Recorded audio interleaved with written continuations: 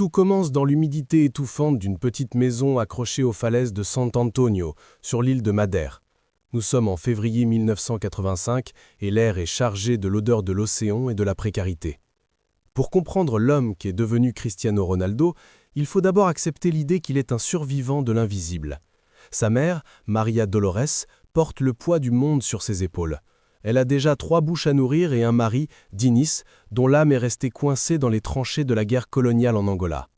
L'alcool est devenu le seul remède de Diniz pour faire taire les fantômes de la guerre, mais pour la famille Aveiro, c'est un poison lent qui ronge le budget et l'espoir. Quand Dolores apprend qu'elle est enceinte de ce 4e enfant, elle ne ressent pas de joie, mais une terreur sourde. Elle se demande comment diviser le rien par 4. Elle se rend chez le médecin, les mains tremblantes, demandant une issue, un moyen d'arrêter cette vie avant qu'elle ne commence. Le refus du médecin est catégorique, mais la misère rend inventif. Dolores rentre chez elle et tente de provoquer le destin.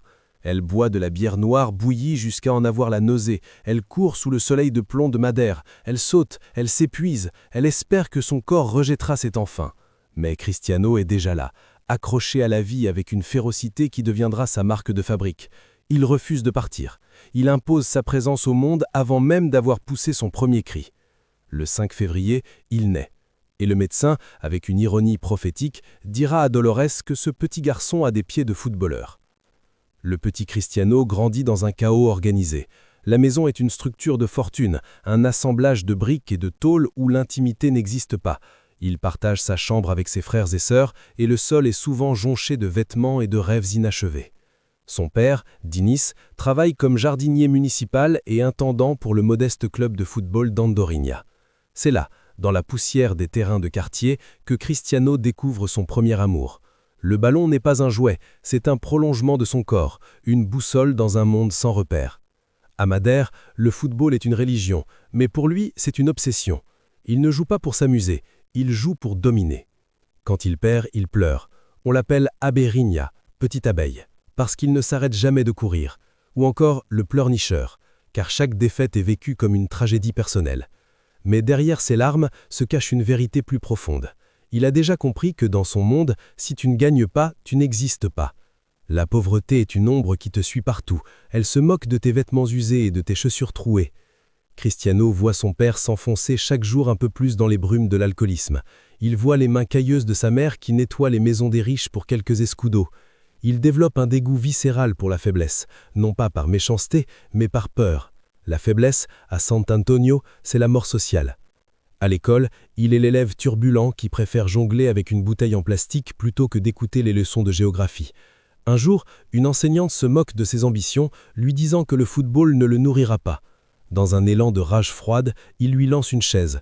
Ce geste n'est pas celui d'un délinquant, c'est celui d'un enfant qui protège la seule chose de valeur qu'il possède, sa vision de l'avenir.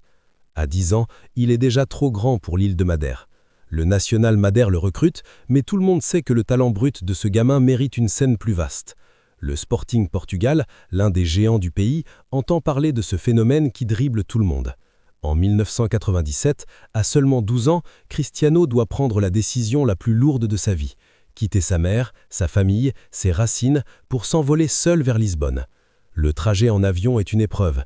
Il pleure tout le long du vol, serrant son sac de sport comme un bouclier. Arrivé à l'académie de l'Alcochete, le choc culturel est brutal. Lui, l'enfant des montagnes, se retrouve dans une métropole froide et indifférente. Dès qu'il ouvre la bouche, ses camarades éclatent de rire. Son accent de Madère est si épais qu'ils ne le comprennent pas. Il est humilié, isolé, traité de paysan. La solitude est un poids immense. Chaque soir, il utilise ses dernières pièces de monnaie pour appeler sa mère depuis une cabine téléphonique, les larmes coulant sur ses joues, la suppliant de le ramener à la maison. Mais Dolores, avec une force incroyable, lui dit de tenir bon. Elle sait que s'il revient, il sera brisé par la même fatalité que son père. C'est dans ce dénuement affectif total que se forge le système. Puisqu'il n'a personne à qui parler, il parlera à son corps. Puisqu'il n'a pas d'amis, il fera du ballon son seul allié. Il remarque que les autres joueurs sont plus costauds que lui. Il est maigre, presque chétif. Les entraîneurs lui disent qu'il est trop frêle pour le haut niveau. Au lieu de se résigner, Cristiano transforme sa frustration en une routine obsessionnelle. Il commence à se faufiler hors de sa chambre la nuit. Alors que les autres adolescents dorment ou rêvent de célébrité, lui s'introduit dans la salle de musculation. Quand les gardiens ferment tout à clé, il s'entraîne dans les cordoirs avec des poids attachés aux chevilles. Il court dans les rues de Lisbonne à l'aube, imaginant qu'il fuit la pauvreté. Il ne cherche pas à être le meilleur du centre de formation, il cherche à devenir une machine indestructible. Il découvre que la discipline, c'est la seule chose que personne ne peut lui enlever. À Madère, il n'avait rien sous contrôle. La solitude de Lisbonne n'est pas qu'une absence de famille, c'est une agression sensorielle permanente. Pour le jeune Cristiano, chaque jour à l'Académie du Sporting est une bataille pour la dignité. Les moqueries sur son accent ne s'arrêtent jamais. Un après-midi, lors d'un entraînement, un entraîneur lui demande de ramasser les plots. Un coéquipier lance « Demande au petit paysan, il a l'habitude de ramasser les patates à Madère ». Le rire général qui s'ensuit est un coup de poignard. Ce jour-là, Cristiano ne répond pas par la violence physique, mais par une promesse silencieuse faite à lui-même. Il ne sera pas seulement le meilleur, il sera inaccessible. Il commence à s'imposer un régime de fer que même les adultes du club ne suivent pas. Dans sa chambre d'internat, il repousse les limites de l'épuisement. Il fait des séries de pompes et d'abdominaux jusqu'à ce que ses muscles brûlent, puis il continue. Il se leste de poids de fortune, utilisant des bouteilles d'eau remplies de sable qu'il attache à ses chevilles pour courir dans les cordoirs de l'académie. Le manque d'argent est une humiliation constante. Il n'a pas de quoi s'acheter les snacks que les autres s'offrent après l'entraînement. Il attend le soir, quand les fast-food ferment, pour se rendre discrètement derrière un McDonald's local. Là, avec 2 autres jeunes de l'académie, il frappe à la porte arrière et demande si les employés ont des hamburgers invendus. C'est l'image même de la survie. Le futur meilleur joueur du monde, affamé, mangeant des restes froids dans l'ombre d'une ruelle de Lisbonne. Cette faim n'est pas seulement physique, elle devient métaphorique. Elle s'inscrit dans son ADN.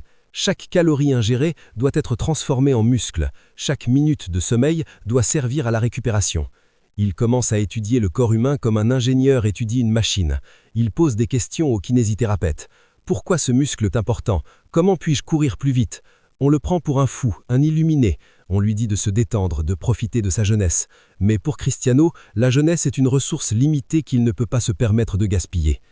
Pendant ce temps, à Madère, la situation de son père empire. Diniz sombre. Les appels téléphoniques deviennent de plus en plus difficiles. Cristiano entend la voix embrumée de son père et la fatigue immense de sa mère au bout du fil.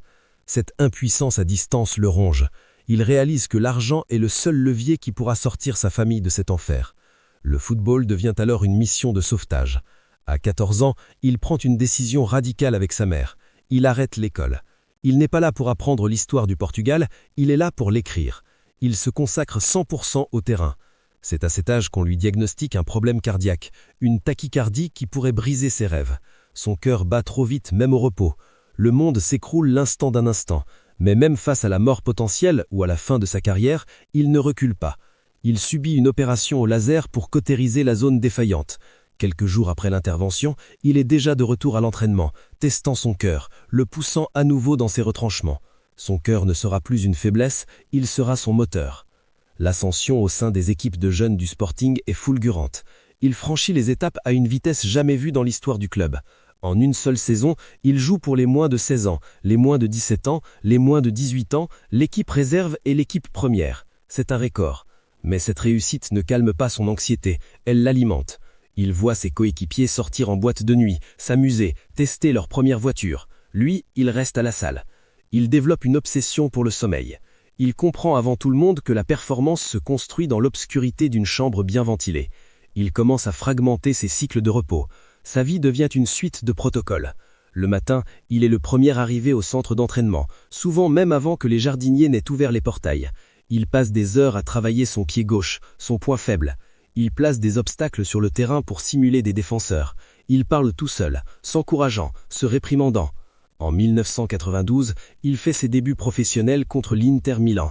Le stade José Alvalade découvre un adolescent avec des mèches blondes et des bagues aux dents, mais avec une puissance de feu dévastatrice. Il marque 2 buts contre Moreirense pour son premier match de championnat. La presse commence à s'enflammer, mais Cristiano reste froid. Il sait que le Sporting n'est qu'une rampe de lancement. Il observe les grands d'Europe. Il regarde des cassettes de Luis Figo, de Thierry Henry. Il n'admire pas leur gloire, il dissèque leurs mouvements. Comment posent-ils leurs pieds d'appui? Comment orientent-ils leurs épaules avant un tir? Il devient un scientifique du geste technique. L'instabilité de son enfance a créé un besoin de contrôle total sur le ballon. Sur le terrain, il n'y a plus de père alcoolique, plus de maison en tôle, plus de moquerie sur son accent. Il y a juste lui, l'espace et le temps qu'il manipule à sa guise. C'est alors qu'arrive l'été 2003. Un match amical est organisé pour l'inauguration du nouveau stade du Sporting contre Manchester United. Les Anglais arrivent avec une pointe de condescendance, champions d'Angleterre en titre. Ils ne savent pas qu'ils vont rencontrer un fantôme qui a faim depuis 18 ans. Sur l'aile gauche, Cristiano humilie John O'Shea. Il va si vite, ses changements de direction sont si brusques que le défenseur irlandais a des vertiges à la mi-temps. Dans les vestiaires, les cadres de United, Rio Ferdinand et Paul Scholes, interpellent Sir Alex Ferguson. « Boss, on ne part pas d'ici sans ce gamin. » Ferguson, qui observait déjà le jeune Portugais, sait qu'il tient quelque chose d'unique. Ce n'est pas seulement le talent, c'est l'aura, une confiance qui frise l'arrogance, mais une arrogance solidement ancrée dans milliers d'heures de travail invisible. Quelques jours plus tard, Cristiano s'envole vers Manchester. Il n'a qu'un petit sac, mais il emporte avec lui le système de survie qu'il a perfectionné dans les douches de Lisbonne. Le deuil de son père agit comme un catalyseur chimique. Cristiano Ronaldo comprend une vérité brutale. Le talent est une monnaie qui se dévalue, mais la structure est un empire qui fructifie. C'est à ce moment précis, aux alentours de ses 20 ans, qu'il enterre définitivement le concept de motivation. Pour lui, la motivation est une insulte à son ambition. La motivation dépend de la météo, de la qualité du sommeil ou des critiques de la presse. Il décide alors de basculer dans le mindset de l'inévitabilité. Son succès ne doit plus être une possibilité, il doit être une conséquence mathématique de ses actions quotidiennes. Il commence par redéfinir la notion de temps. Alors que ses pairs voient une journée comme un bloc de 24 heures, Ronaldo la découpe en microcycles de performance. Sa mentalité repose sur un pilier central, l'élimination du choix. La majorité des hommes échouent parce qu'ils se posent des questions. Ronaldo, lui, a déjà répondu à toutes les questions avant même que la journée ne commence. Il ne se demande pas s'il doit s'entraîner, il s'entraîne parce que l'entraînement est son état naturel, comme le battement de son cœur. Il crée ce qu'il appelle l'obsession saine. Il ne s'agit plus de jouer au football, mais de devenir le football. Sa mentalité de prédateur s'installe dans les détails que personne ne voit. À Manchester, il installe une salle de sport dans son propre garage pour que, même les jours de repos forcés, il puisse défier les limites de sa physiologie. Il devient un adepte de la souffrance utile. Il comprend que le cerveau humain est programmé pour chercher le confort, la sécurité, l'économie d'énergie. Ronaldo fait l'exact opposé. Il cherche l'inconfort. Il s'entraîne sous la pluie battante du nord de l'Angleterre, seul, après que tous ses coéquipiers sont rentrés chez eux pour jouer aux jeux vidéo ou sortir dans les clubs de Deansgate. Il développe une forme de mépris pour la médiocrité, non pas par arrogance envers les autres, mais par exigence envers lui-même. Chaque fois qu'il voit un coéquipier relâcher l'effort, il y voit une opportunité de creuser l'écart. C'est là qu'apparaît son célèbre mindset de « le meilleur, c'est moi ». Beaucoup y voient de la vanité. C'est en fait un bouclier psychologique. En se proclamant le meilleur, il se condamne à l'excellence. Il se crée une pression artificielle si forte qu'il n'a pas d'autre choix que de travailler pour ne pas passer pour un imposteur. C'est une stratégie de mise en danger permanente. Il ne cherche pas la paix intérieure, il cherche la tension créatrice. Pour lui, la discipline est le prix à payer pour ne jamais redevenir le petit garçon impuissant de Madère. Son mindset est celui d'un ingénieur face à une machine. Il analyse ses échecs comme des bugs informatiques. S'il rate un coup franc, il ne se lamente pas. Il reste 2 heures de plus pour analyser l'angle de sa cheville au moment de l'impact. Il développe une résilience qui frise la pathologie. En 2006, après l'incident avec Wayne Rooney lors de la Coupe du Monde, il devient l'homme le plus détesté d'Angleterre. On brûle son effigie, on le siffle dans tous les stades. N'importe quel autre joueur aurait craqué, aurait demandé un transfert. Ronaldo, lui, utilise cette haine comme une source d'énergie nucléaire. Il revient à Manchester avec un corps plus puissant, une vitesse plus tranchante et une détermination glaciale. Il transforme les sifflets en une musique qui cadence 6 courses. C'est la preuve ultime de sa force mentale. Il ne laisse pas l'environnement dicter son état interne, il impose son état interne à l'environnement. La discipline de Ronaldo est aussi une gestion chirurgicale de son entourage. Il comprend très tôt que pour rester au sommet, il doit s'entourer de facilitateurs de succès. Il ne veut pas d'amis qui lui disent ce qu'il veut entendre, mais d'experts qui lui disent ce qu'il doit faire pour gagner 1% de plus. Il devient le pionnier de la récupération invisible, il étudie les cycles de sommeil polyphasique, il surveille son taux de gras corporel avec une précision de joaillier. Son mindset est devenu une industrie. Pour lui, être professionnel ne signifie pas seulement être présent à l'heure, cela signifie que chaque décision prise, de la fourchette qu'il porte à sa bouche au moment où il éteint sa lampe de cheminée, est alignée avec son objectif de domination mondiale. Ce que les gens appellent routine productive, lui l'appelle identité solide. Il ne négocie jamais avec lui-même, la négociation est la porte ouverte à la procrastination. Si le protocole dit « bain d'e-glace à 4 heures du matin », il y aura bain d'e-glace à 4 heures du matin, que son corps soit endolori ou que son esprit réclame du repos. Il a tué en lui la voix qui se plaint. Il a bâti un dictateur bienveillant à l'intérieur de son propre crâne, un commandant qui ne connaît pas la fatigue. C'est ce mindset qui lui permet de durer alors que les génies naturels comme Ronaldinho s'éteignent à cause de l'excès de fête. Ronaldo a compris que le talent est un sprint, mais que la discipline est un ultra-marathon. Sa mentalité de champion repose enfin sur une vision à long terme quasi prophétique. Il ne joue pas pour le match de samedi, il joue pour l'histoire. Il joue pour que dans 100 ans, son nom soit synonyme de perfection. Cette projection dans l'éternité lui donne la force de supporter l'ennui de la répétition. Car le vrai secret de sa discipline, c'est d'être tombé amoureux de l'ennui. Faire le même geste, manger le même poulet grillé pendant 20 ans, la plupart des gens échouent parce qu'ils cherchent la nouveauté. Ronaldo réussit parce qu'il a trouvé la divinité dans la monotonie. Cette immersion dans la psyché de Cristiano Ronaldo ne fait que commencer. Pour atteindre la densité que tu exiges, nous allons maintenant plonger dans la période où la discipline cesse d'être un effort pour devenir une biologie. C'est le moment où l'homme s'efface derrière le protocole. Le véritable secret de l'ascension de Cristiano Ronaldo, ce qui le sépare des météores du football qui brillent 3 ans avant de s'éteindre dans l'opulence, c'est sa capacité à transformer la richesse en une arme de guerre plutôt qu'en un oreiller de confort. Quand il signe ses premiers contrats records à Manchester United, il ne voit pas des zéros sur un compte bancaire, il voit des ressources pour perfectionner son système invisible. La plupart des joueurs achètent des montres et des voitures pour montrer qu'ils ont réussi. Ronaldo achète du temps et de science pour s'assurer qu'il ne pourra jamais échouer. Sa discipline devient alors une industrie privée. Imaginez sa villa à Cheshire. Derrière les murs de briques rouges, il n'y a pas une maison mais un laboratoire de haute performance. Il installe une chambre de cryothérapie à 50 000 €, une technologie qui, à l'époque, est réservée aux centres de recherche spatiale ou aux cliniques élites. Pendant que ses coéquipiers dorment pour récupérer de la fatigue, Ronaldo descend dans sa cave, s'enferme dans un caisson à moins 160 degrés pour forcer son sang à irriguer ses organes vitaux et accélérer la cicatrisation de ses fibres musculaires. Ce n'est pas de la motivation, c'est un sacrifice rituel. Il accepte la torture du froid parce qu'il a compris que le corps humain est malléable si on a l'audace de le briser pour mieux le reconstruire. C'est ici que sa mentalité de zéro négociation atteint son apoxis. La psychologie moderne parle de la fatigue décisionnelle. Plus vous prenez de décisions dans une journée, plus votre volonté s'érode. Ronaldo a résolu ce problème en automatisant 99% de son existence. Son alimentation n'est plus une question de plaisir, mais une question de chimie. Il consomme 6 mois par jour, espacés de 3 à 4 heures. Du poulet, du brocoli, du riz complet, de l'espadon, beaucoup d'eau. La monotonie alimentaire est le prix de sa constance. Pour le commun des mortels, manger la même chose tous les jours est une prison. Pour Ronaldo, c'est la clé de la cellule. Si les apports sont constants, les résultats le sont aussi. Il a éliminé l'aléa du sucre, du sel et de l'alcool. En agissant ainsi, il a tué l'émotion liée à la nourriture. Il ne mange pas, il ravitaille une machine. Sa relation avec le repos est aussi radicale. Il collabore avec Nick Little-Hales, un coach du sommeil. Il découvre que le sommeil de 8 heures d'affilée est un mythe pré-industriel inadapté à l'athlète de haut niveau.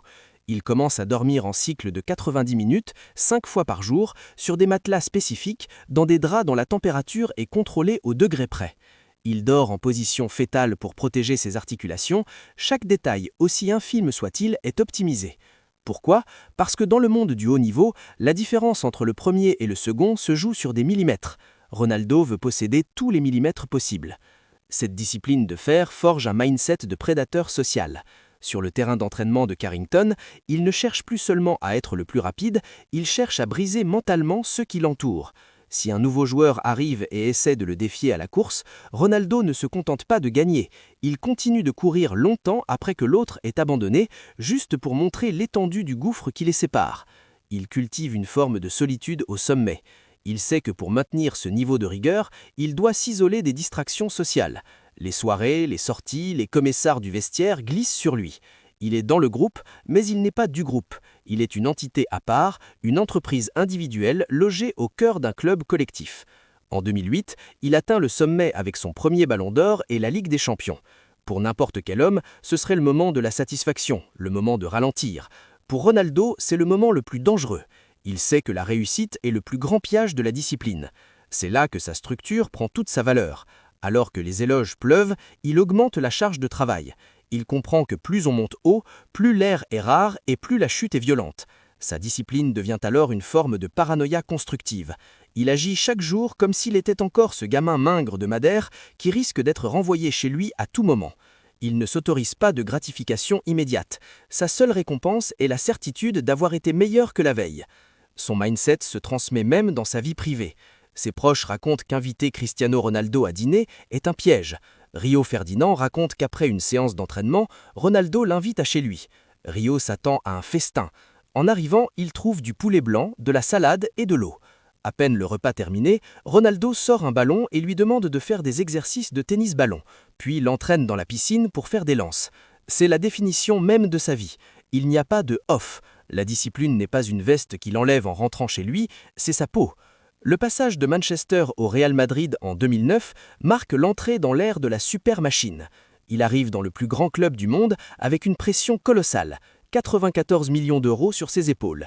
80 000 personnes viennent au stade juste pour le voir marcher sur la pelouse. Un homme normal serait écrasé. Ronaldo, lui, utilise cette pression comme une lubrifiant pour ses rouages. Il sait que sa structure est plus forte que n'importe quelle attente médiatique.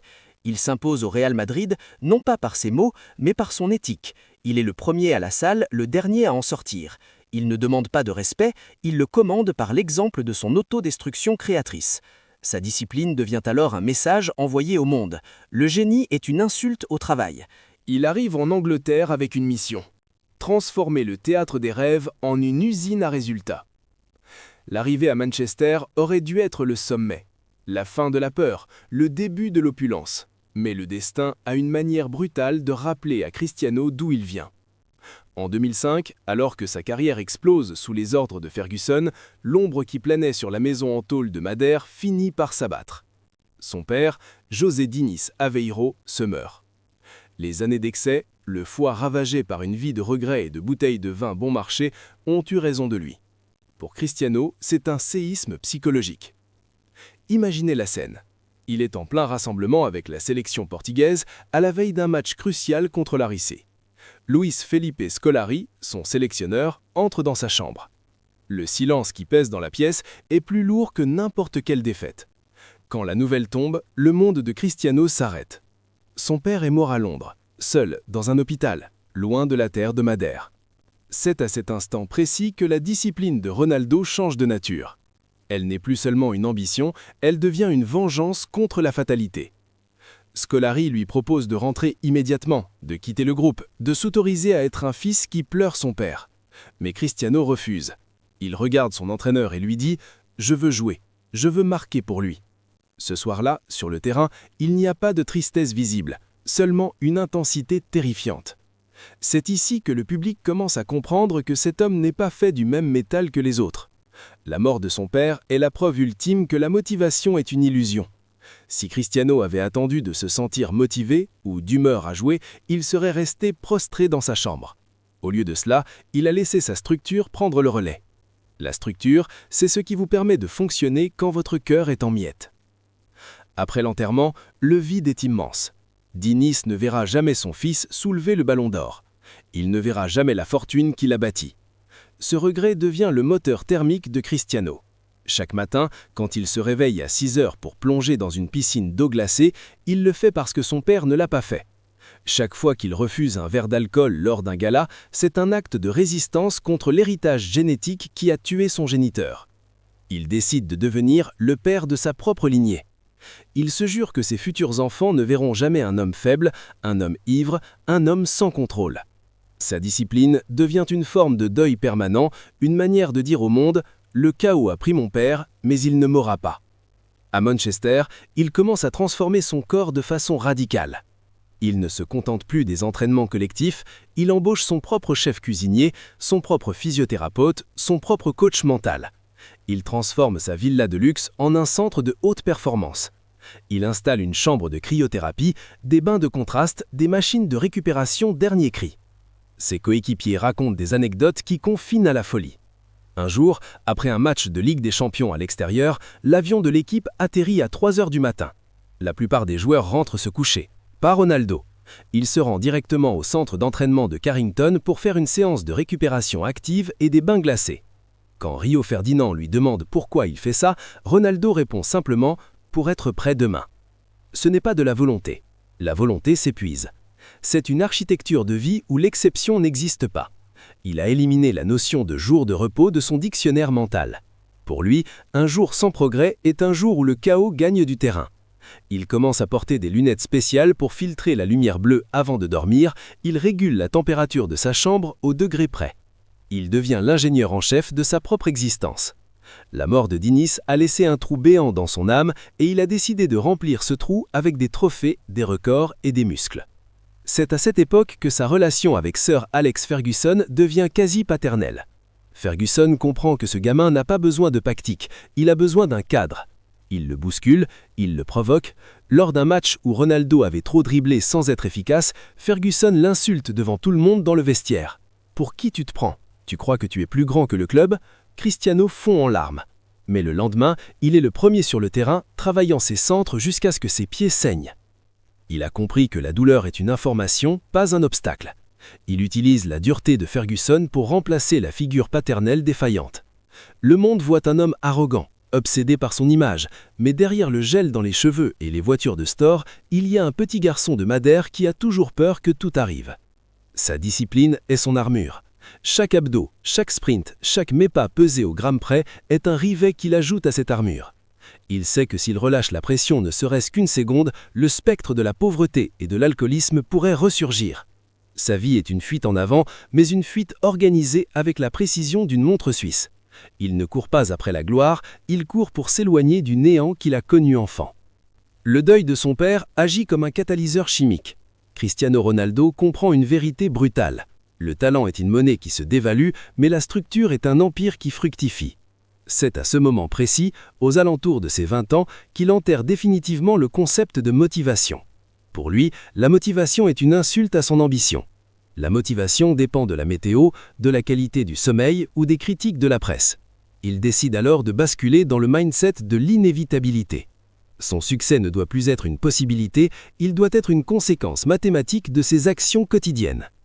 Il commence par redéfinir la notion de temps.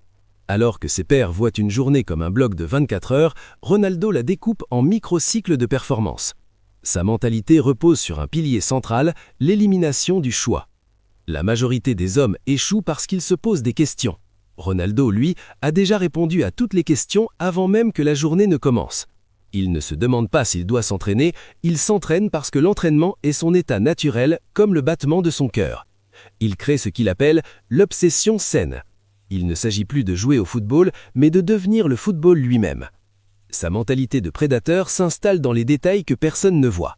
À Manchester, il installe une salle de sport dans son propre garage, pour que même les jours de repos forcés, il puisse défier les limites de sa physiologie. Il devient un adepte de la souffrance utile. Il comprend que le cerveau humain est programmé pour chercher le confort, la sécurité, l'économie d'énergie. Ronaldo fait l'exact opposé. Il cherche l'inconfort. Il s'entraîne sous la pluie battante du nord de l'Angleterre, seul, après que tous ses coéquipiers soient rentrés chez eux pour jouer aux jeux vidéo ou sortir dans les clubs de Deansgate.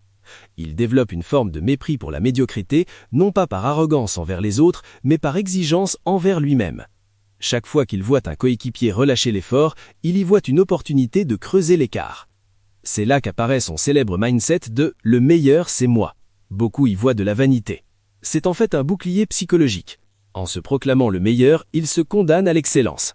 Il se crée une pression artificielle si forte qu'il n'a pas d'autre choix que de travailler pour ne pas passer pour un imposteur. C'est une stratégie de mise en danger permanente. Il ne cherche pas la paix intérieure, il cherche la tension créatrice. Pour lui, la discipline est le prix à payer pour ne jamais redevenir le petit garçon impuissant de Madère. Son mindset est celui d'un ingénieur face à une machine. Il analyse ses échecs comme des bugs informatiques. S'il rate un coup franc, il ne se lamente pas.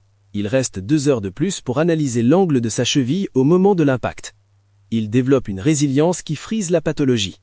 En 2006, après l'incident avec Wayne Rooney lors de la Coupe du Monde, il devient l'homme le plus détesté d'Angleterre. On brûle son effigie, on le siffle dans tous les stades. N'importe quel joueur aurait craqué, aurait demandé un transfert. Ronaldo, lui, utilise cette haine comme une source d'énergie nucléaire. Il revient à Manchester avec un corps plus puissant, une vitesse plus tranchante et une détermination glaciale. Il transforme les sifflets en une musique qui cadence ses courses. C'est la preuve ultime de sa force mentale, il ne laisse pas l'environnement dicter son état interne. Il impose son état interne à l'environnement. La discipline de Ronaldo est aussi une gestion chirurgicale de son entourage. Il comprend très vite que pour rester au sommet, il doit s'entourer de facilitateurs de succès. Il ne veut pas d'amis qui lui disent ce qu'il veut entendre, mais d'experts qui lui disent ce qu'il doit faire pour gagner 1% de plus. Il devient le pionnier de la récupération invisible. Il étudie les cycles de sommeil polyphasique, il surveille son taux de graisse corporelle avec une précision de joaillier. Son mindset devient une industrie.